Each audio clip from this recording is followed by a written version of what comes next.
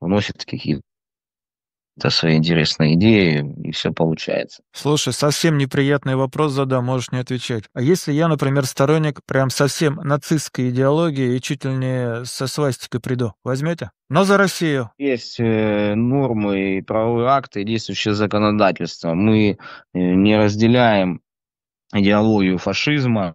Вот, мы патриоты своей страны, своей земли. Поэтому, если человек хочет попасть к нам в подразделение с такими татуировками, их необходимо либо свести, либо видоизменить, потому что, естественно, у него будут проблемы ну, с определенными структурами. Потому что человек проходит проверки, и татуировки тоже мы осматриваем. Это лишние проблемы как для нас, так и для человека. Поэтому зачем лучше сразу человека предупредить. Приехать может, пройти первичное собеседование, на котором ему зададут вопросы, он заполнит анкету,